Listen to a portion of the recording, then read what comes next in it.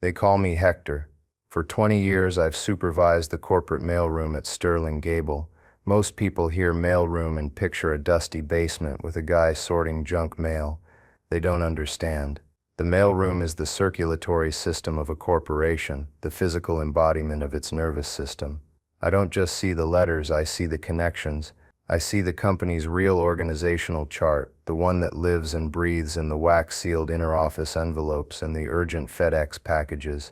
I know who's secretly working with whom on a skunkworks project by the constant back and forth between a maverick engineer in R&D and a quiet data analyst in finance.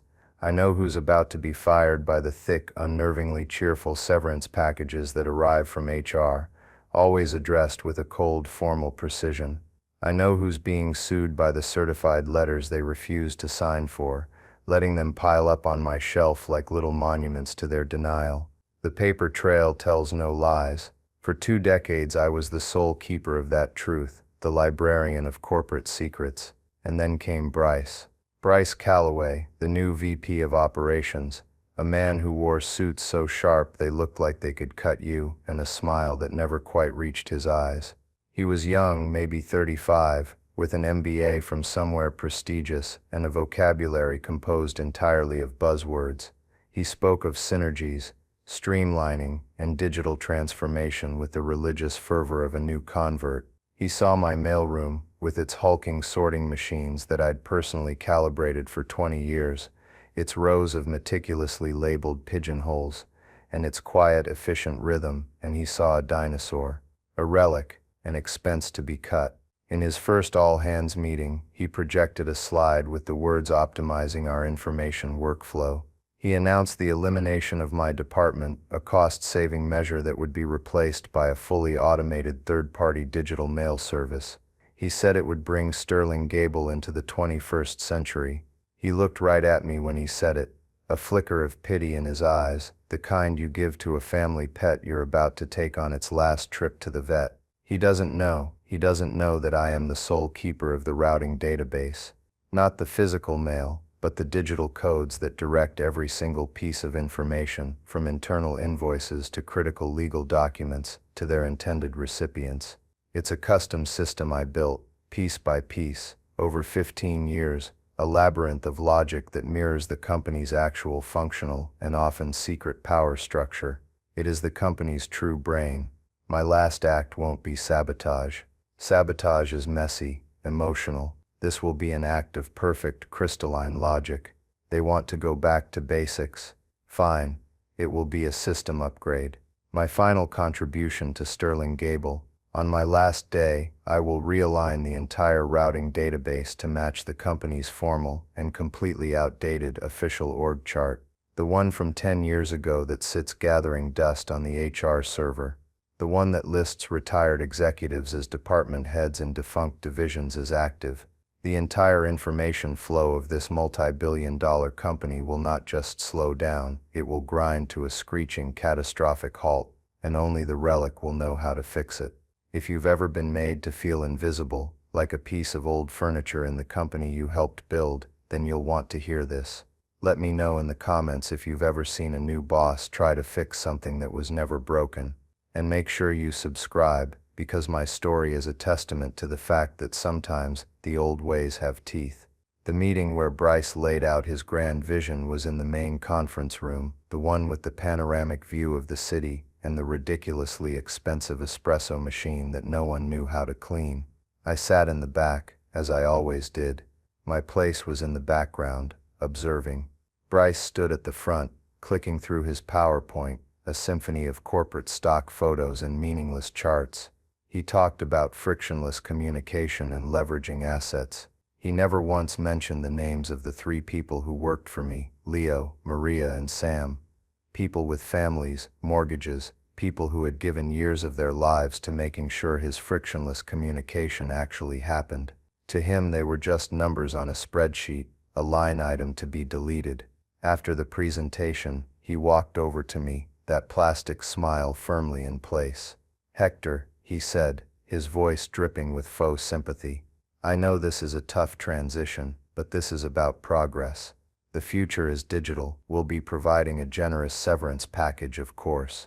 3 months, 3 months for 20 years of service, 20 years of coming in during snowstorms to make sure the payroll checks were sorted, 20 years of staying late to track a lost critical contract for a panicking sales executive, 20 years of knowing that the CEO's discreet medical paperwork needed to be hand-delivered, not left in his outbox.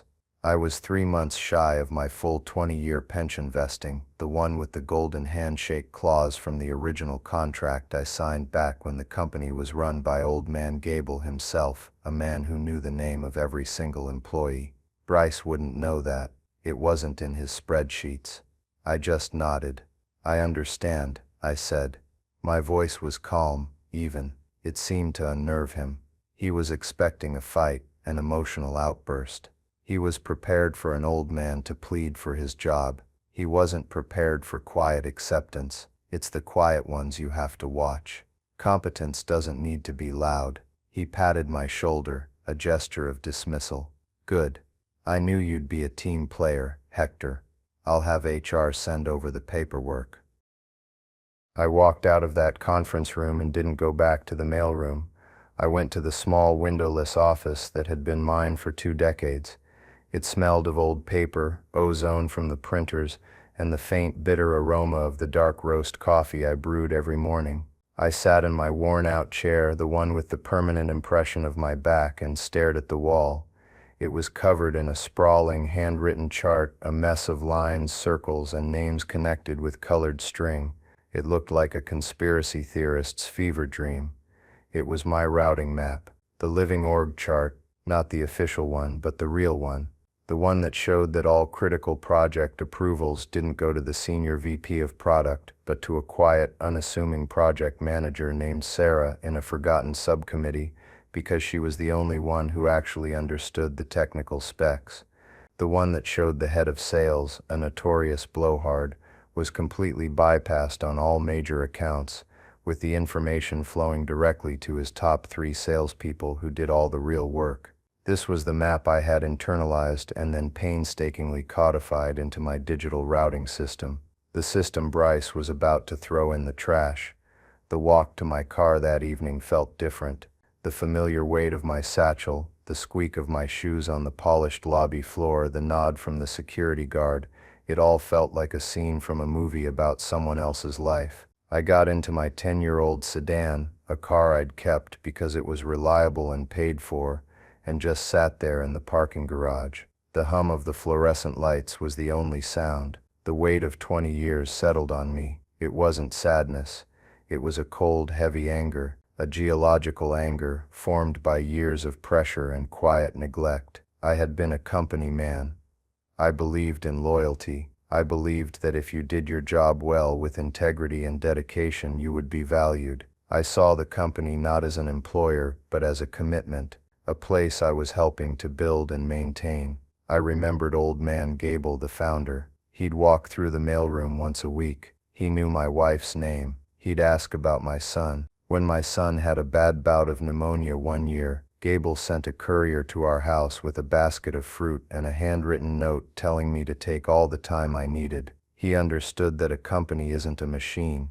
It's a collection of people. But Gable was long gone. The company had been sold, merged, and restructured into a soulless entity run by people like Bryce, people who saw loyalty as a liability and experience as an expense. I thought about all the times I'd covered for incompetent executives, the time a VP left a sensitive merger document in a taxi. I spent 7 hours calling every cab company in the city, finally tracking it down at 2 a.m. The VP got a bonus for his diligence on the merger. I got a thanks. I thought about Leo, my protege. He was a sharp kid, started with me right out of high school, smart, hard-working, but a little lost. I taught him everything, not just how to run the sorters, but how to read the company, how to see the patterns in the mail flow, how to understand who had the real power, not just the fancy title. I'd been grooming him to take over one day. I'd promised him a future. Now Bryce was taking that away from him too. I started the car. The anger was no longer just a weight, it was fuel. The quiet resignation in the conference room had been a mask. Behind it, the gears were already turning. Bryce saw a relic being put out to pasture. He had no idea he was dealing with the architect of the very house he was trying to burn down. When I got home, my wife, Maria, was in the kitchen. She took one look at my face and knew. She didn't say, "What's wrong?" She just put a cup of coffee in my hand, the good stuff, the beans I saved for weekends, and said, "Tell me." So I told her. I told her about Bryce, the digital transformation, the 3 month severance. I expected her to be angry, worried. Instead, a slow smile spread across her face. "Good," she said, her voice firm. "Finally, Hector, for 10 years I have been telling you to leave that place. You are smarter than all of them. You built a system they don't even understand. You know more about how that company actually works than the CEO." She was right. For years she'd been pushing me to start my own logistics consulting business. Corporate Information Flow Management, she called it. She'd even designed a business card. She saw my knowledge not as a job but as a unique, valuable asset. I'd always hesitated. I had the company man disease, the fear of leaving the familiar, the steady paycheck, the misplaced sense of duty. "They don't deserve you," she said, her hand covering mine. "They threw away 20 years of loyalty. You don't owe them anything. You don't owe them a smooth transition. You don't owe them a warning." Her words were the catalyst, the last piece of the puzzle clicking into place. She wasn't telling me to get revenge. She was telling me to claim my own value. The resolve hardened within me, no longer hot anger but cold, hard steel. I wasn't going to lash out. I was going to perform a surgical procedure. I was going to give them exactly what they said they wanted, a system based on the official, documented, HR-approved reality. I went into my study and pulled out a dusty binder from the bottom of a bookshelf. It was labeled Sterling Gable Official Org Chart NES 2012. The cover was faded. The pages were yellowed. It was a beautiful, useless, perfectly preserved fossil. My phone buzzed. It was a text from Leo. "Heard the news. I'm so sorry, Hector. This is wrong." I texted back, "It's okay, kid. Meet me for coffee tomorrow morning, before work. There's something we need to talk about." The fallout was just beginning, but it wouldn't be mine. It would be theirs, and I would be the one holding the match. My plan wasn't born in that moment of anger in the parking garage. It was an idea that had been dormant for years. A contingency plan I never thought I'd have to use. The routing database, which I'd privately nicknamed Cerberus, was my creation. It wasn't some off-the-shelf software IT had installed. It started 15 years ago as a simple spreadsheet to help me keep track of recurring mail code exceptions. A department head moves offices, but his mail code isn't updated in the central system for 6 months. I'd create a manual override. A new project team is formed, but they don't have an official code yet. I'd assign them a temporary one and route everything myself. Over the years, as the company grew more complex and its official bureaucracy more sclerotic, my little spreadsheet grew with it. It became a multi-layered database, then a script, and finally a complex, self-regulating program that I ran on a small dedicated server tucked away in a corner of the mailroom, a server that IT had long since forgotten about. They thought it ran one of the old postage machines. Cerberus was a living map of the company's nervous system. It learned, it adapted.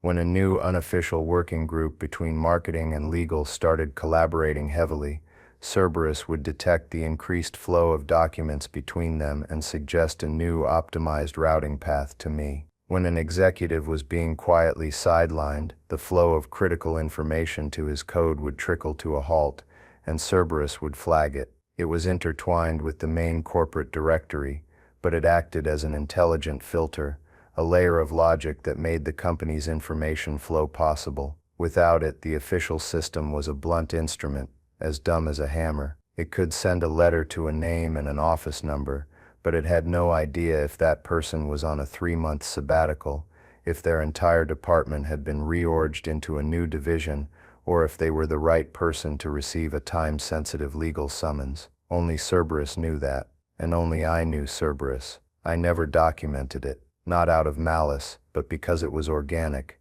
It was a craft. How do you write a manual for intuition? How do you document 20 years of observing the subtle currents of power and influence? It was like asking a master chef to write down not just the recipe, but how it feels when the sauce is right. I had tried once, years ago. I showed a draft of the basic logic to a new IT manager. He'd stared at my flowcharts and override logs with a blank expression. "This is all non-standard," he'd said.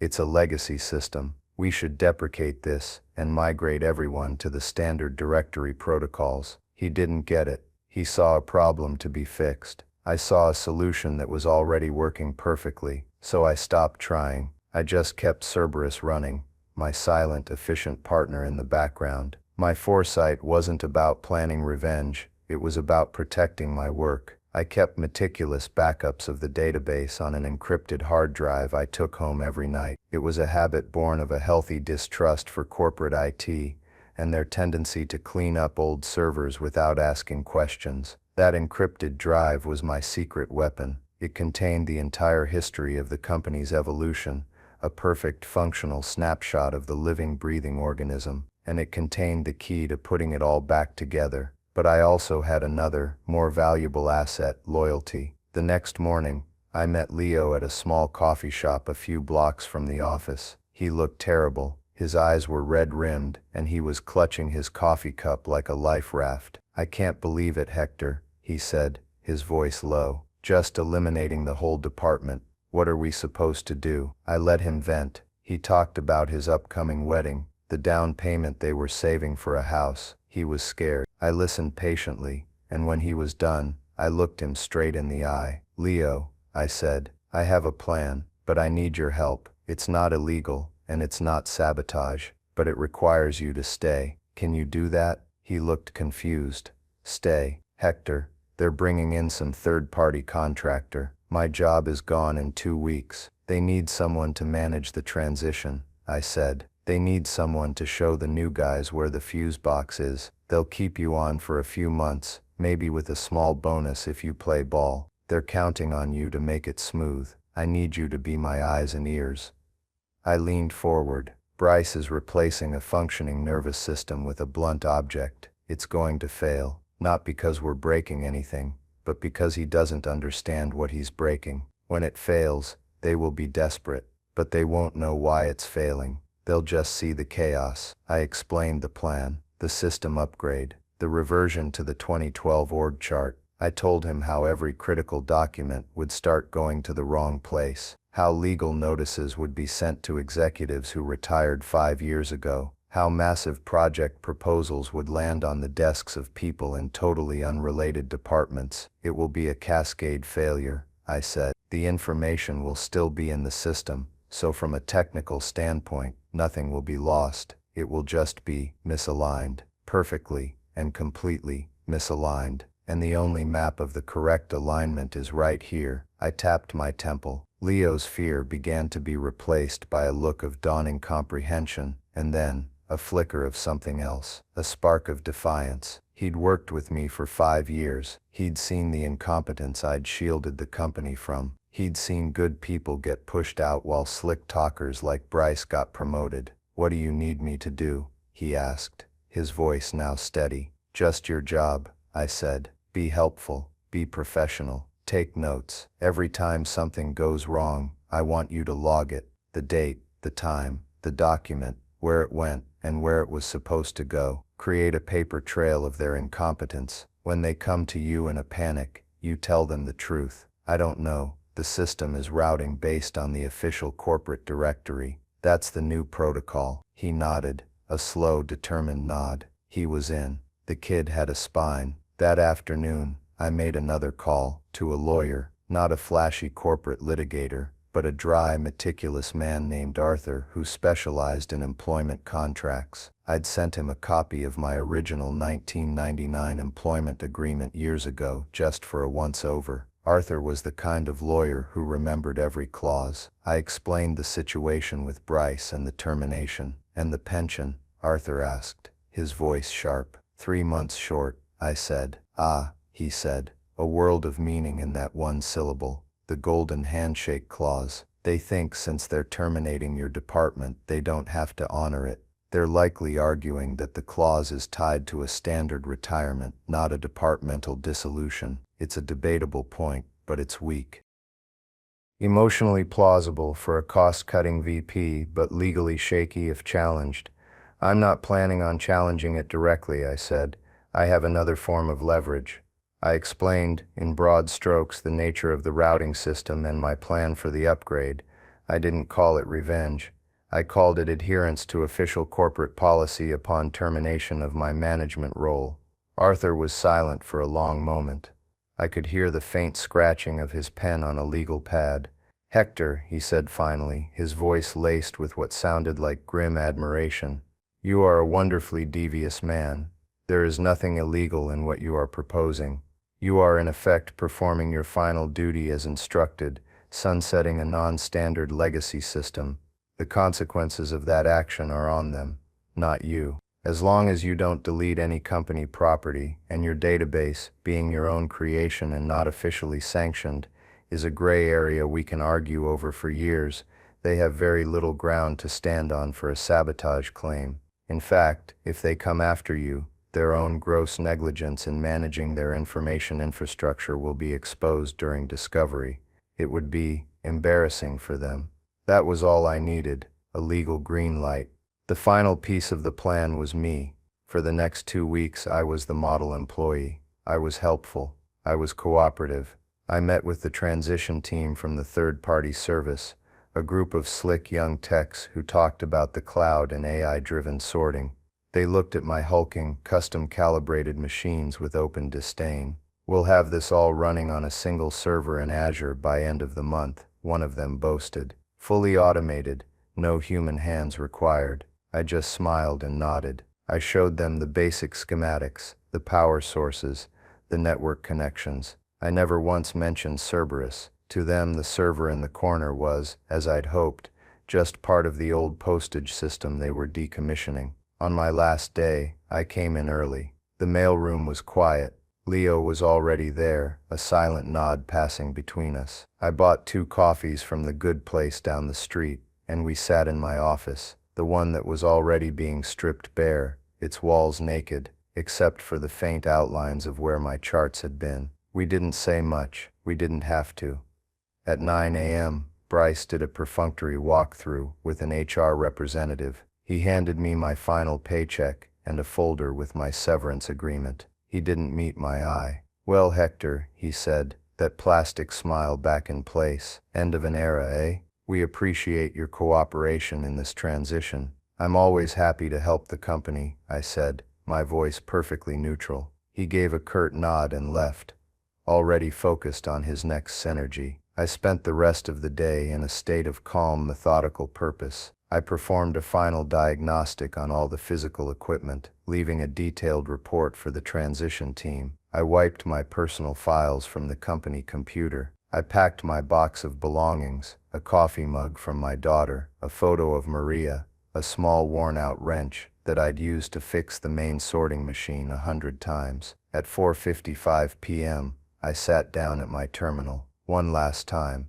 I opened the interface for Cerberus. It glowed on the screen, my secret masterpiece of logic and order. With a few keystrokes, I accessed the core function, the master alignment protocol. There were 2 options: live dynamic alignment, Hector, and static directory alignment, legacy HR. For 15 years, the selector had been on the first option. I took a deep breath. I clicked the second option. A confirmation box appeared. "Warning, this will realign all routing codes to the static 2012 hours directory. All dynamic overrides will be purged. This action is irreversible. Proceed?" I clicked yes. The progress bar filled in less than a second. On the screen, a simple message appeared. "System upgrade complete." I then initiated the final sequence, a script I had written years ago. It transferred a complete, encrypted copy of the live dynamic alignment database to my personal cloud storage, then performed a 7-pass military-grade wipe of the database files from the local server. The program itself, Cerberus, remained, but its brain, its memory, was gone. All that was left was the hollow shell, now tethered to a fossil. The server itself would now just be a dumb pass-through, applying the decade-old useless logic to every piece of data that flowed through it. I shut down the terminal, took the encrypted hard drive from my desk, and put it in my satchel. I walked out of my office and past the main sorting floor. Leo was there, pretending to organize some old mail bins. He looked up and gave me a barely perceptible nod. I walked out of the mailroom for the last time. The silent takeover was complete. The company was a body that had just received a full brain transplant from a cadaver. It just didn't know it was dead yet. The first couple of days were quiet. I spent them at home, cleaning out my garage, a task I'd been putting off for years. It felt good to be doing something physical, to be sorting and organizing things I could see and touch. Maria watched me with a knowing look, letting me process in my own way. She knew this wasn't just about a job. It was about shedding an identity. The company man was being retired, and a new man was taking his place. My phone stayed silent. I knew it would. The first effects of the upgrade would be subtle, easily dismissed as one-off errors, the kind of friction you expect during a major transition. A memo for the quarterly budget review landing on the desk of a sales manager in a different state, an internal newsletter being sent to a mailing list of employees who had been laid off 6 years ago. Annoying, but not catastrophic. These were the tremors before the earthquake. The first real report came from Leo on the evening of the third day. He called me from his car after leaving work. His voice was a mixture of awe and anxiety. "It's starting, Hector," he said. "The big one today was a package for the legal department. From our outside counsel, big-time firm, certified, rush, everything." I saw the tracking code come through. Cerberus, or what's left of it, routed it to a guy named Frank Miller. I knew the name. Frank Miller had been the general counsel. He retired in 2014 and moved to Florida. According to the new system, Leo continued, the package was successfully delivered and signed for at his old office on the 12th floor. Except the 12th floor is the marketing department now. The intern at the front desk just signed for it without looking. The package is probably sitting in a pile of swag bags and press kits. Legal has been calling all afternoon, asking where their time-sensitive court filing is. I smiled. A quiet, grim smile. "What did you tell them, Leo?" "Exactly what you said. I told them I could see the delivery confirmation in the system. I said it was sent to the address listed in the official corporate directory. I told them they should probably talk to HR if the directory is out of date." The head of legal sounded like he was going to have an aneurysm. That was just the beginning. The next day, the chaos started to bleed from the administrative level to the operational level. The company's supply chain ran on a just-in-time inventory system. Purchase orders for critical manufacturing components were generated automatically and routed digitally to the procurement department for approval. But the head of procurement had changed 3 times since 2012. The system, now running on fossil logic, was sending all multi-million-dollar purchase orders to the email address of a woman who now worked for our biggest competitor. Nothing was being ordered. The assembly lines wouldn't know it yet, but in about 72 hours they would run out of essential parts. They would simply stop. By Friday, a week after my departure, the antagonist himself entered the scene. Leo texted me at noon. "Bryce is on the warpath. He's storming around, yelling about incompetence. He's blaming the third-party transition team." Of course he was. It was classic executive logic. It couldn't be his grand strategy that was flawed. It had to be the execution by the minions. He couldn't grasp that the digital transformation he was so proud of was the very weapon being used against him. The transition team, for their part, were completely baffled. Leo told me they were running diagnostics that all came back green. From their perspective, the server was online, the network was fine, and the software was executing its programmed commands perfectly. They could see that an email was sent from point A to point B. They had no way of knowing that point B was a black hole. It's a special kind of hell for an IT person. The system is working perfectly, but it's producing catastrophic results. The real panic started to set in when the money was affected. Sterling Gable had a few dozen high-value corporate accounts that paid their invoices via a specific automated portal. The invoices were generated by finance, but the routing information, the specific contact person in the client's AP department, their internal billing code, the correct regional office, was all managed by a set of dynamic rules in Cerberus. Rules I updated constantly. Now those invoices were being sent out based on a 10-year-old client list. They were going to defunct email addresses, to people who had long since left those companies, or to the wrong corporate entity altogether. Tens of millions of dollars in payments were not being processed. The company's cash flow was seizing up. Bryce called a mandatory emergency meeting. Leo sat in the back, taking notes as I'd instructed. He recounted the scene to me later that night. Bryce, his face pale and slick with sweat, his expensive suit looking rumpled for the first time, stood before the department heads. He was trying to project calm, but his voice was tight with suppressed panic. There are some systemic friction points in the new mail flow architecture, he'd said, his beloved buzzwords now sounding hollow and absurd. I want a full top-to-bottom audit of all communication protocols. I want to know why these errors are happening. The head of IT, a woman named Carol who I always respected, spoke up. Bryce, we've audited the system. There are no errors. The software is routing everything according to the master corporate directory, just like the transition plan stipulated. The problem isn't the execution, it's the data. The directory is a mess. Bryce's eyes darted around the room. He was a cornered animal, looking for someone to blame. Then fix it. HR needs to update the directory immediately. The head of HR, a timid man named Peterson, looked like he'd swallowed a bug. Bryce, we can try, but that's a monumental task. There are thousands of entries. We have to verify every employee, every title, every location. We don't have the manpower. It could take months. Hector's group used to handle all the exceptions on the fly. My name. The first time it had been spoken in a meeting since my departure, it hung in the air. Leo said you could feel the temperature in the room drop. The ghost had returned to the machine. Bryce's face hardened. He wouldn't admit it.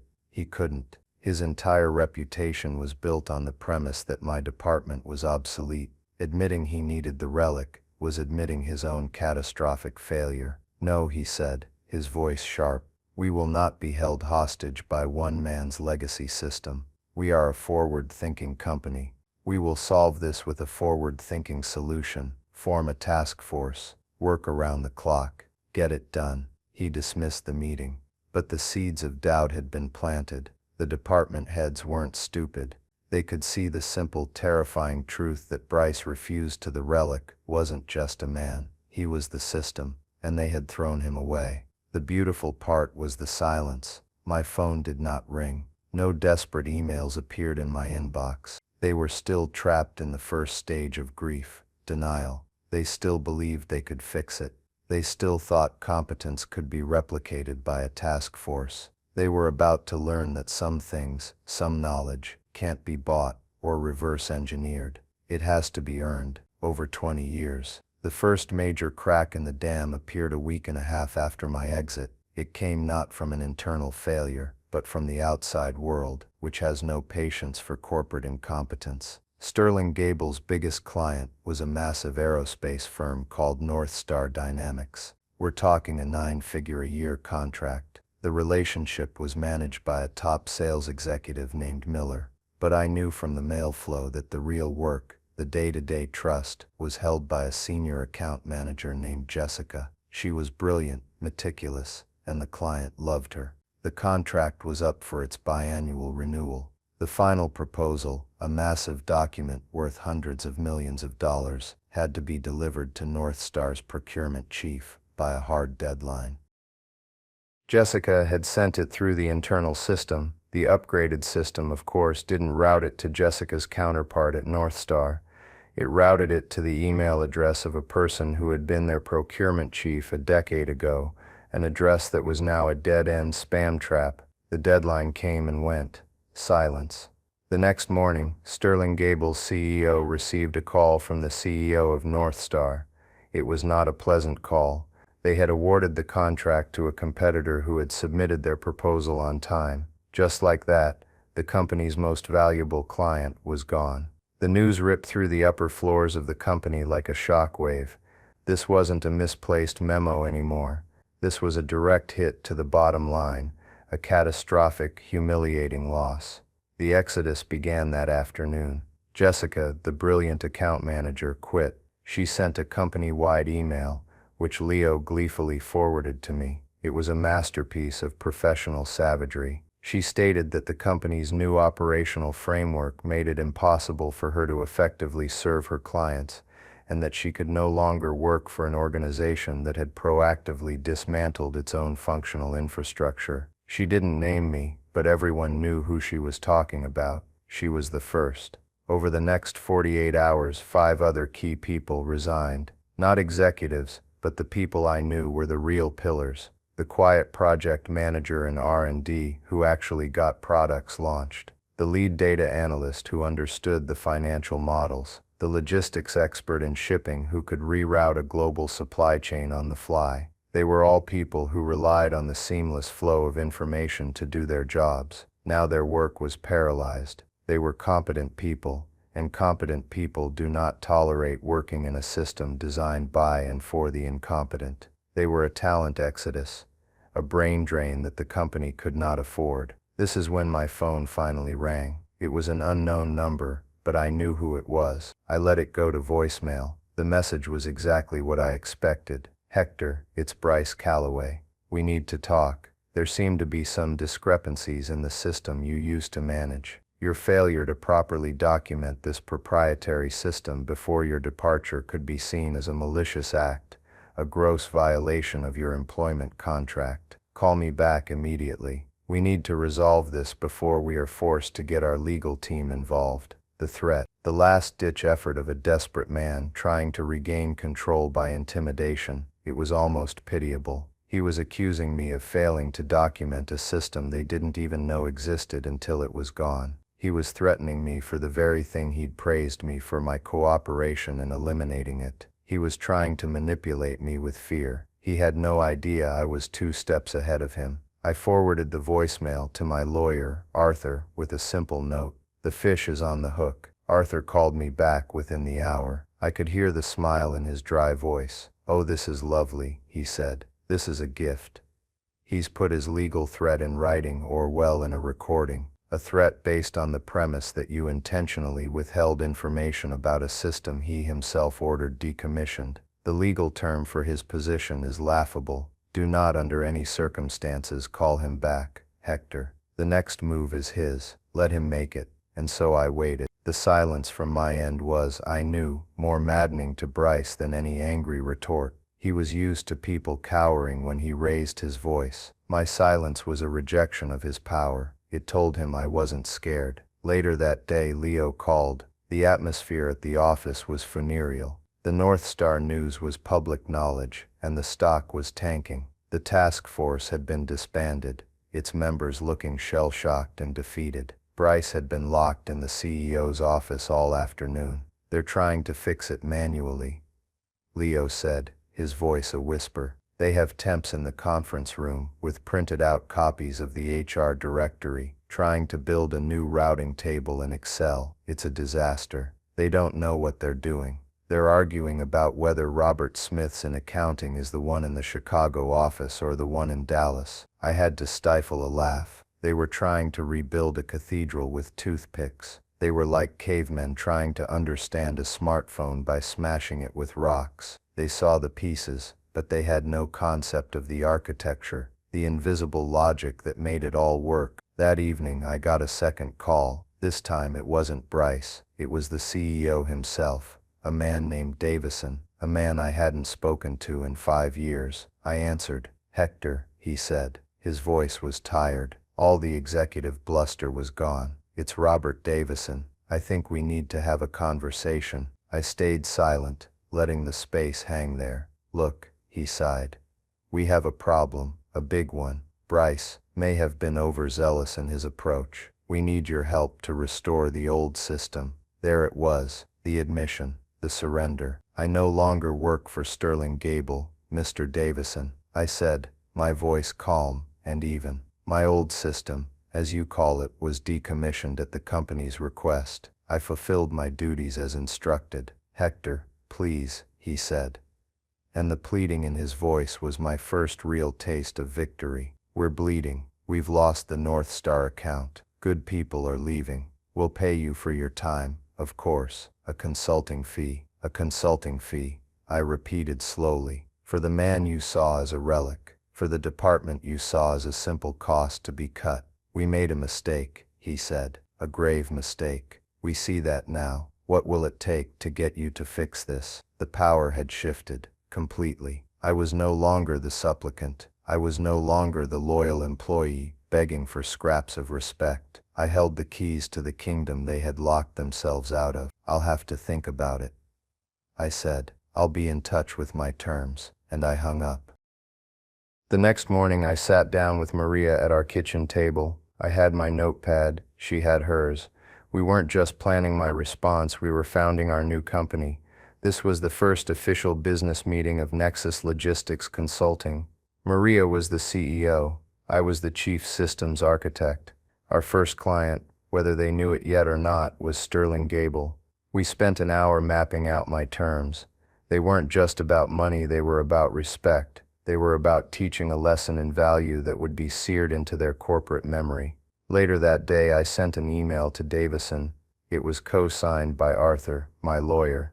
The subject line was Proposal for System Restoration Services. The proposal was simple, brutal, and ironclad. First, the fee. I would be retained on a 3-month contract as an independent consultant. My fee would be the equivalent of my full 20-year pension, paid out in a single upfront lump sum. This was non-negotiable. Second, the scope of work. I would restore the dynamic routing database to its full operational state as of my last day of employment. I would then spend the remainder of the contract period meticulously documenting the entire system architecture and training a new, hand-picked team of 3 internal employees on its management and maintenance. I, and only I, would select the trainees. Third, the conditions. I would work remotely. I would not report to Bryce Calloway or anyone in his chain of command. My sole point of contact would be CEO Robert Davison.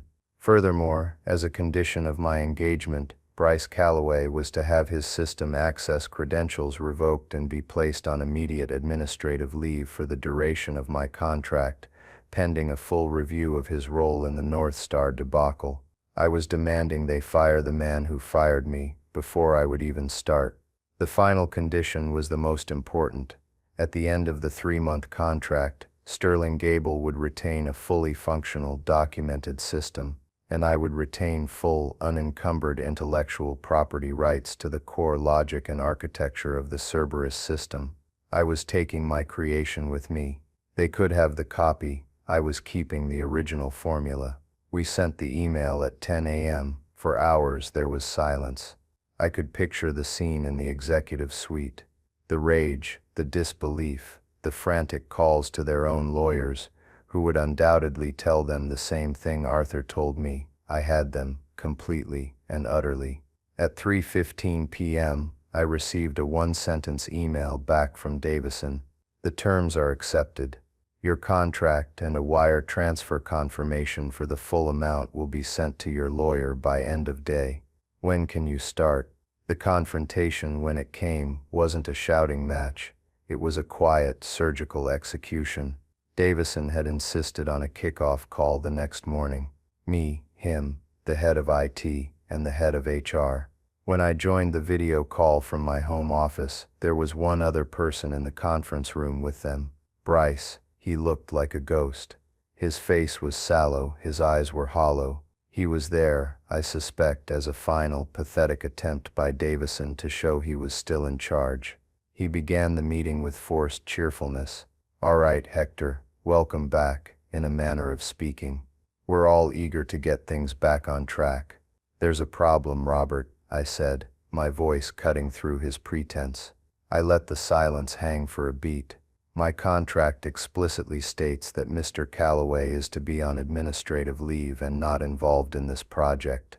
His presence on this call is a breach of that contract. Davison looked flustered. Bryce stiffened, his face turning a blotchy red. Now see here, he started, his voice a weak imitation of his old arrogance. I'm still the VP of operations. No, you're not, I said, my voice flat and cold. You are the man who cost this company its biggest client and the trust of its most valuable employees. You are a liability. The terms of my engagement are clear. Either he leaves the call or I do, and you can go back to your Excel spreadsheets. Your choice. I looked directly into the camera, my gaze locked on Davison. It was a game of chicken, and he knew I had nothing to lose. He looked at Bryce, a flicker of disgust on his face. Bryce, he said, his voice clipped. You're excused. Bryce stood up, his chair scraping against the floor. He looked at me through the screen, his eyes filled with a helpless, venomous rage. He opened his mouth, as if to say something, then thought better of it. He turned and walked out of the room. The door clicked shut behind him. That was it. No grand speech, no final insult. Just a quiet, humiliating dismissal. He had been erased. With him gone, the rest was business. I spent the next 3 months working from my study, a mug of Maria's coffee always at my side.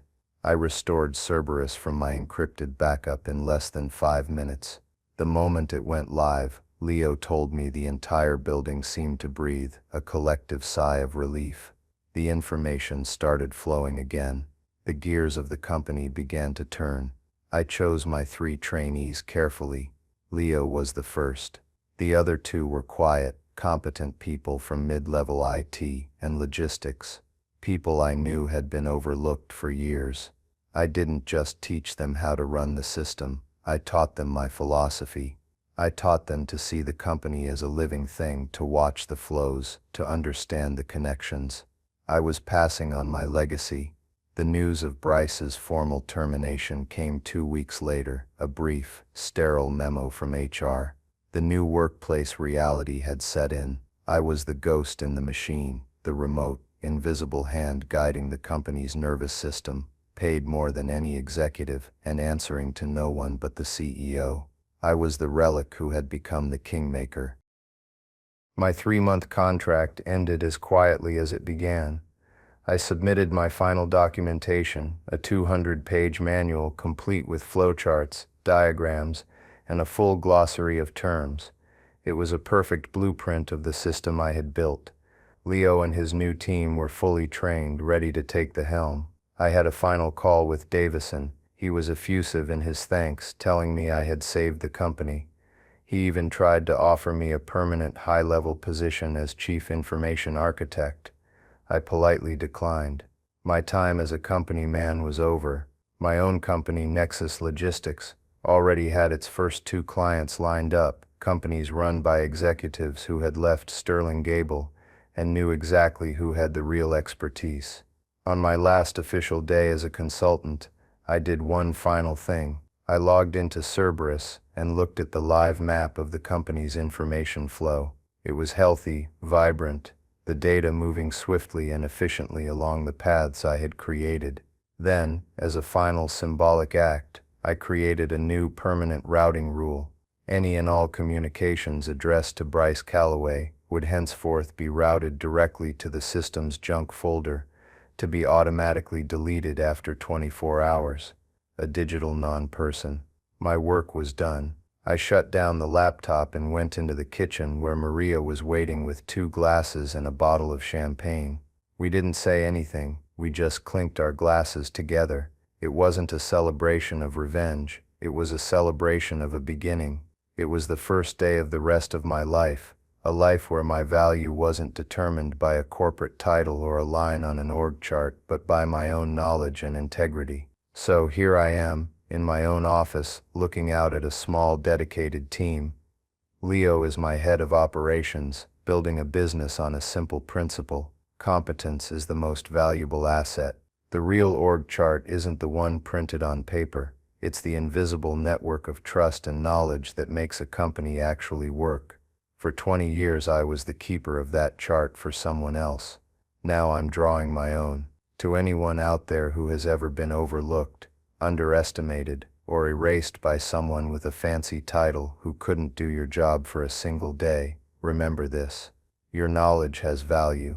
Your experience is your leverage. They might see you as a relic, a piece of old furniture, but sometimes the oldest furniture is the most valuable, and the foundations are what hold the entire house up. Don't let anyone make you forget that.